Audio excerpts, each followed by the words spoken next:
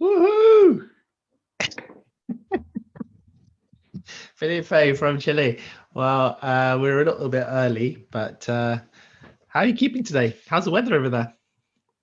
Good. Yeah, it's a fine spring day here. And yeah, I'm excited about today. Wonderful, wonderful. So, yeah, I think it's 2 o'clock now, so I'll introduce Felipe. So, we met by a series of really nice synchronicities in different parts of the world. And we've been friends for a few years now. And it's very hard to describe Felipe because he's got so many interests and he's traveled to all sorts of different parts of the world to help improve the social environmental situation that we're in.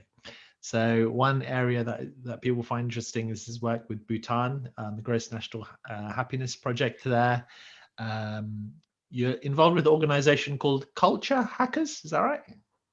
Culture Hack Labs, yeah. Culture Hack Lab. So maybe you'll say a little bit about that as well.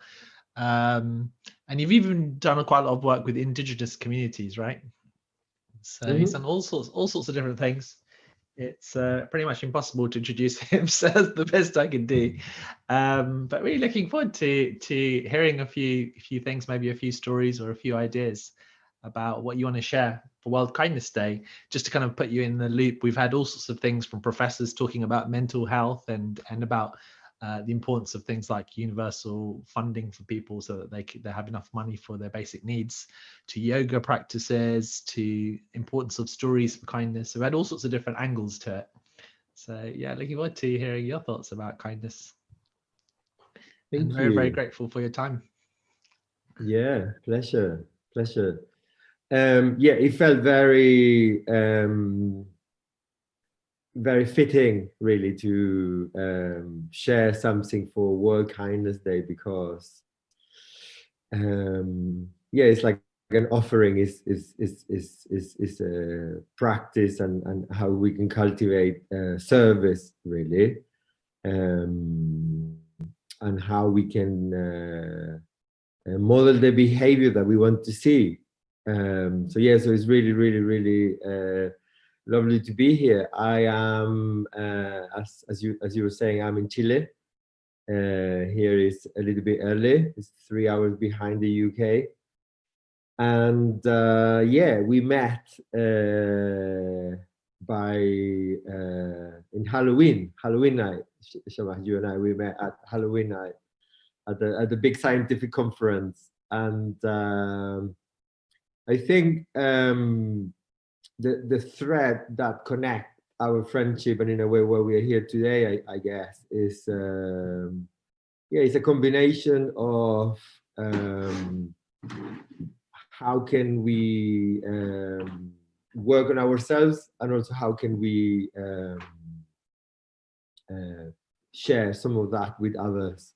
And as you were saying, yeah, I have worked in Bhutan with the Gross National Happiness Center for some years. And there in Bhutan, they have prototyped some ideas around new economics and about a new development paradigm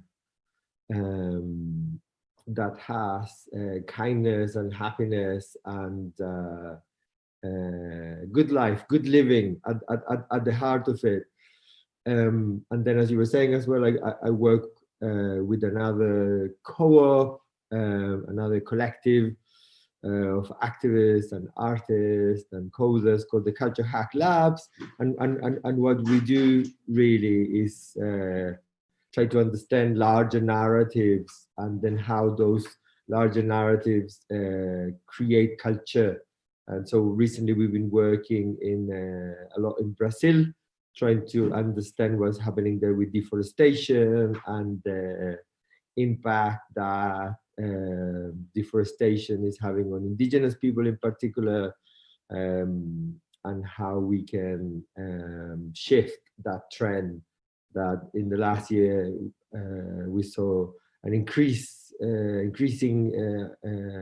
amount of fires, intentional fires to clear land. And a lot of that land is indigenous territories, and how that land then become part of the agribusiness, and how they devastate some very, very biodiverse and rich ecosystem for profit, and in complete disregard of future generations. So yeah, so I think today I just wanted to share a little bit about my work and perhaps yeah, how in a way something like social change and working with communities with severe and multiple disadvantages and kindness can kind of go together, and they're not something that are in contradiction. I think because we and I can say this from a personal experience, I think we tend to think you can either be kind of spiritual and sort of like a spiritual practitioner of any kind, and then an activist. We see that is like in a way somewhere in a different side of the spectrum.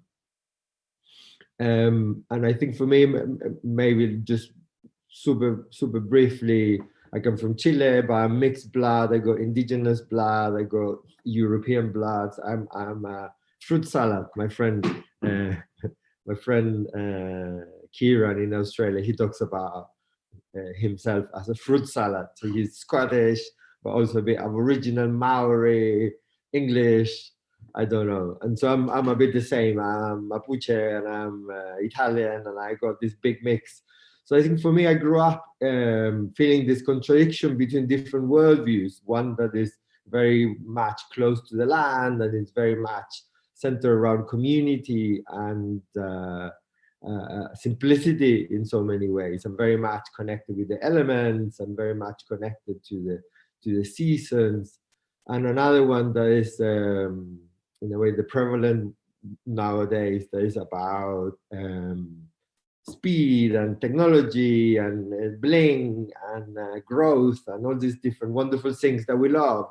And in a way, we are here today because of that, because we have Zoom, because we have computers, because we have there's an element in our human mind that is always like looking and trying to learn and trying to expand and trying to evolve. And so for me, I grew up very much feeling like we are entering as humanity in a very difficult part of our history, and we are entering what people call now a polycrisis, so a convergence of many different crises: environmental, social, political, spiritual, cultural, etc. And so I felt like I needed to do something. There was something that in a way we didn't really know how to go about, what to do, where to get inspiration and guidance. And this was when I was in my 20s, and so from that kind of insight of we are entering a very complex time in human history, we need to try to do something about it. But I didn't really know where to start, where to find that guidance, and I realized this is something that we cannot find in traditional academia. So then I started looking first in kind of Buddhist teachings and Buddhist practices, Tibetan Buddhism, and then I also, alongside that, I start trying to learn and practice and immerse myself in indigenous cultures and what they live and what they practice. And I think I realized that there was that element that was connecting these different traditions in terms of emergent solutions and emergent answers for the crisis, was the practice of kindness with oneself, and then from that kindness with others.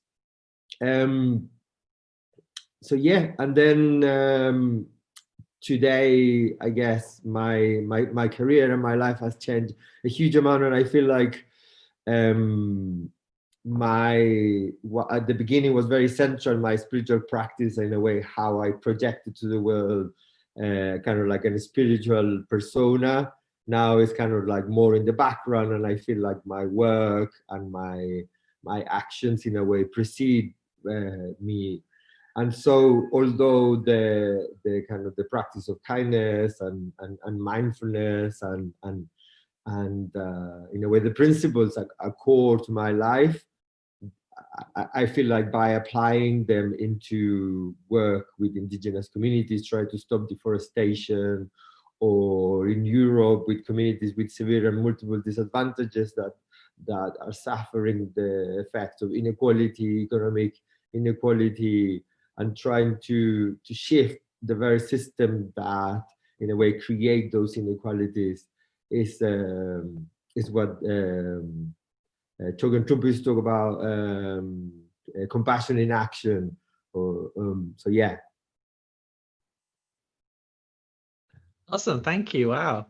One of the things, like, because you talk about helping to kind of try and shift the narrative somehow, and you talk about system change, so that, you know, it's a system that's caused so much lack of compassion and unkindness.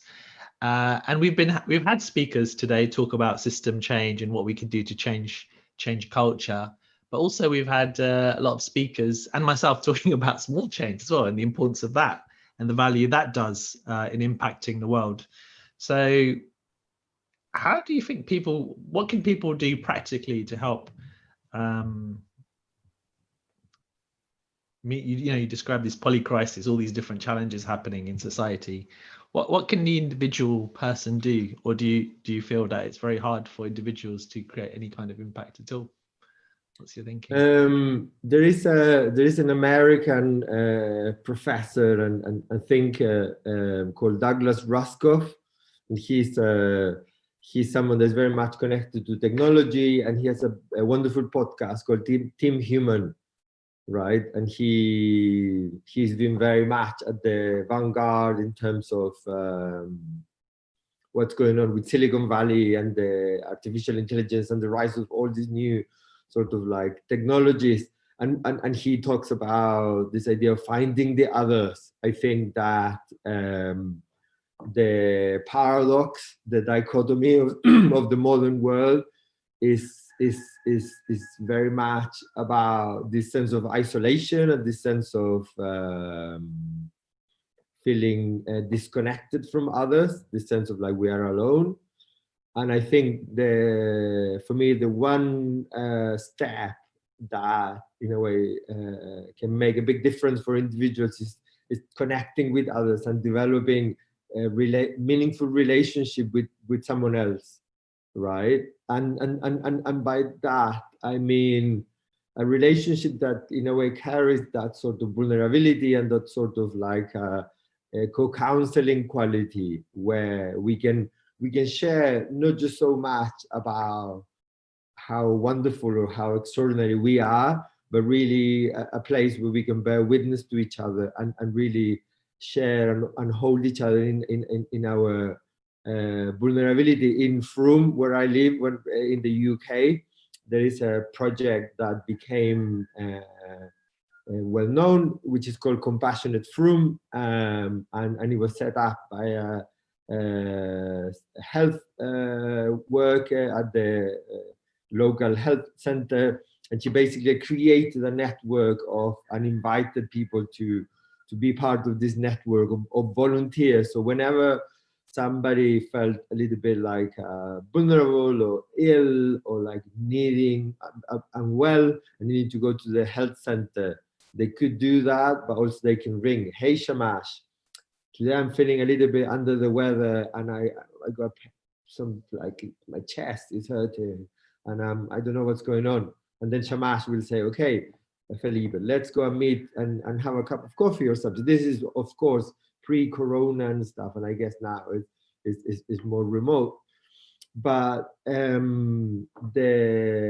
project has had a huge impact and managed to get so many people connecting to each other, and also not really having to rely on doctors and kind of like the and a specialist to really increase the sense of well-being and have that sense of connection. And I think this is one of the things that is very much missing in our society. I was recently having a conversation with people at Greenpeace in America, and one of the things I was saying in terms of like looking forwards in 10 years time, what will be the next big change? So we talk about renewable energy, we talk about regenerative farming. And I think for me, one of the things that is coming and that we should be working on is the sense of like regenerative societies and the sense of like the social technologies. And by that, I mean the sense of like really strengthening the fabric of our society, because at the moment we're also atomized and we're also disconnected. So I think there is so many ways to connect with people nowadays, and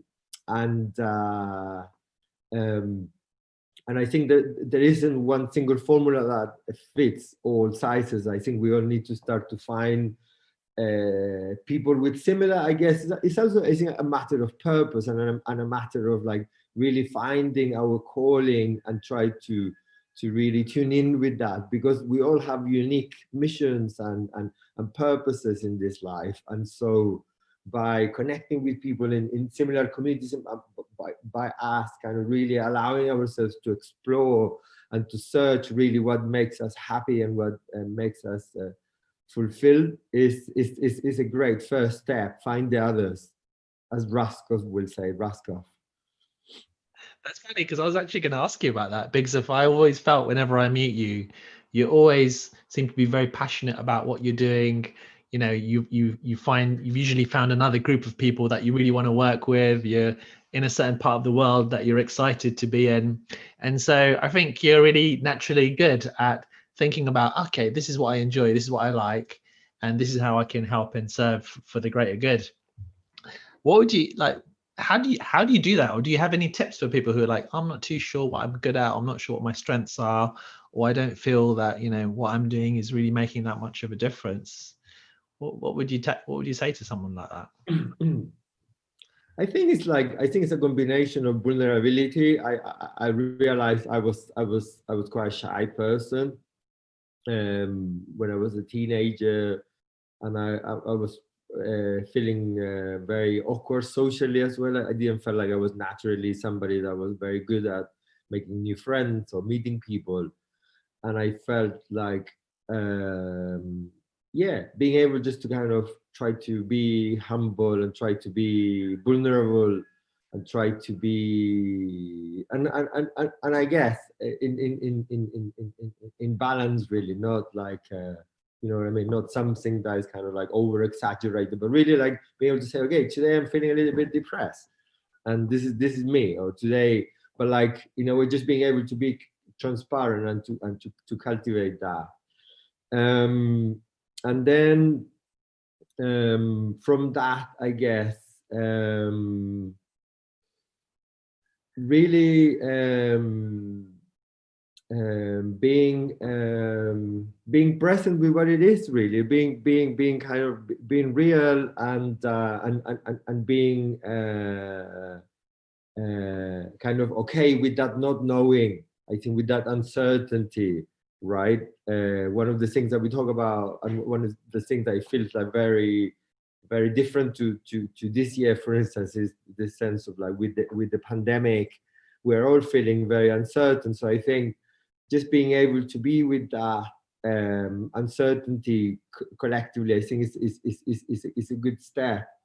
And then I think just I think we have within the existing frames and within the existing network, there is so much there that we can find within even Twitter or Instagram or Facebook. There are ways that we can start connecting with people in our own terms, in our own times. And I think at the same time, also being able to be clear and be good at our boundaries as well, being able to understand what we are good at and what we are not. And I think service, I think part of one of the key connecting piece is the sense that rather than championing our own missions and our own sort of like stories. I think when we are able to put that aside, and engage with a collective story, it's much more easy to meet other people and to find, and it's not, I don't think it's not something that's perfect, but I think in a way and if I look back at my own kind of life, I feel like I've been a part of so many different causes and so many different stories and so many different projects, cleaning a river or helping to feed hungry people that are homeless, or trying to help repair and build houses for people who have like very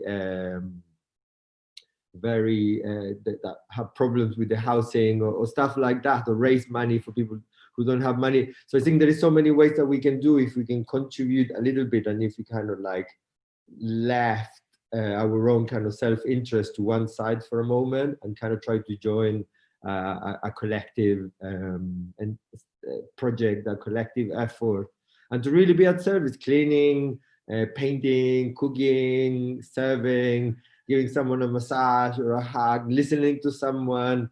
And I think that's the best way to create a meaningful connection. I think the problem for finding meaningful connections is like we put an agenda and we put a mask and we put a persona, but if you are able to kind of like cultivate a sense of self that is more kind of legit and kind of contradictory by nature, and assume that and acknowledge that, then it's much more easy to relate to people. It kind of uses up less energy because you're just being yourself, would you say?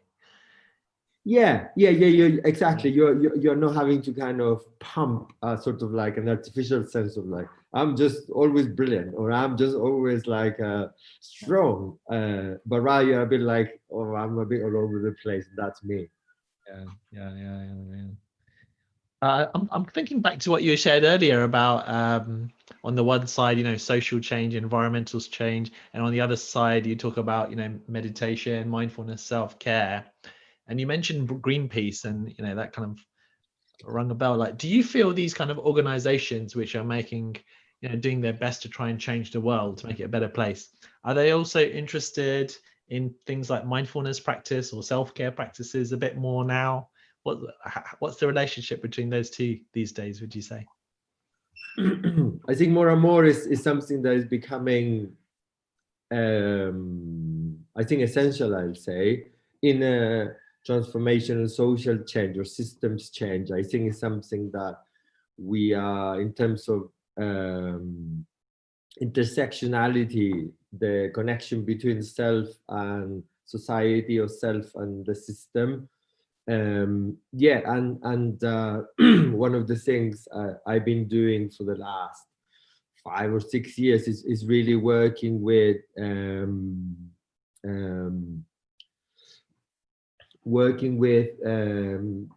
what's called sacred activism, or spiritual ecology, right? The sense of activism, for instance, often suffer burnout and often are working in very, very difficult situations, in frontline situations where they are like trying to protect a site, or they're trying to be in solidarity with the community that's struggling, or so forth. And I think one of the keys to that is to really cultivate that sense of being able to talk about it. Say, hey, someone got killed last week, got murdered by the police, or got, you know what I mean, by a paramilitary gang. And this was hugely traumatic. And my job was, for instance, just to put like a very crude example, right? My job was to kind of support the family of the parents of this kid that got murdered so unfairly and so brutally.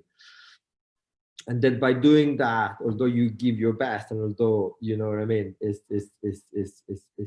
something that you do, then how do you deal with that? And so I think the and then with Greenpeace, I think it's the same. The how unsurmountable the task feels like in terms of climate change, in terms of like big polluters, in terms of deforestation. I guess in Europe, we feel, I guess, the presence of like big corporations and corporate governments and all this like military complex and all this like big agendas and these big giants that feel like very much impossible to defeat or impossible to change anything. And I think by being able to say, hey, I'm feeling really broken today, I'm done with this, I'm so tired, I haven't been able to sleep, I've been working so hard. And by being able to develop those spiritual technologies and that capacity of feeling like, hey, I'm feeling bad, and by being able to listen to others who are going through the same, you feel like, oh, my life is not so bad after all, or actually, oh, that was really bad. And to really kind of like feel like there is many of us doing some work to try to change things and try to, and it's always been like that, and it's always going to be like that. There's nothing new to that. I think that sense of this is kind of like a unique time, and this is the end of the world, this sense of apocalypse, and these things are getting worse. I think it's a story that we tell ourselves that kind of makes us feel special somehow, or makes us feel heroic, or makes us feel really bad. It's like, it's just like a sort of like narrative, right? But I feel like now more and more, and I think our job really as facilitators, as trainers, as people in the space with the practice of our own and with like years of experience, is our job to share these practices in a way that's more accessible and less and less exclusive, really, because it's something that we can all, if we take some of the labels out, then we realize that the core of it is the sense of like human beings are wonderful. Human beings are the intrinsic nature of human beings is good, is caring.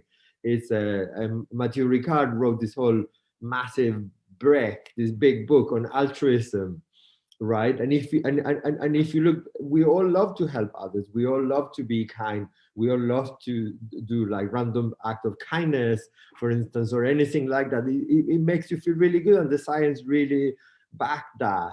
And I think in organizations like Greenpeace or Amazon Watch, or some of the frontline organizations working to protect the environment, to protect indigenous rights and so forth, the rights of future generations, Black Lives Matters. You see, that is central to all of that is people have like such a wonderful heart, and like there's so much presence, there's so much warmth, and sometimes you feel the contradiction of like in one hand being very passionate, and in the other hand feeling very troubled, right? So it's not pretty, it's quite messy. And I feel like for myself, I feel like sometimes, yeah, I wish I can just like not think about, I wish I can not just don't care about. But now that I know, I know that my responsibility is to do something about, to stop injustice, to change things as they are, to create new opportunities. And I think it's a combination of, in one hand, this is Helena Nove Hodge, this Swedish linguist who spent many years in Ladakh, and who talks about this concept of ancient futures and economics of happiness. Is in one hand the resistance, is trying to stop destruction, stop injustice, but then there's also a sense of renewal.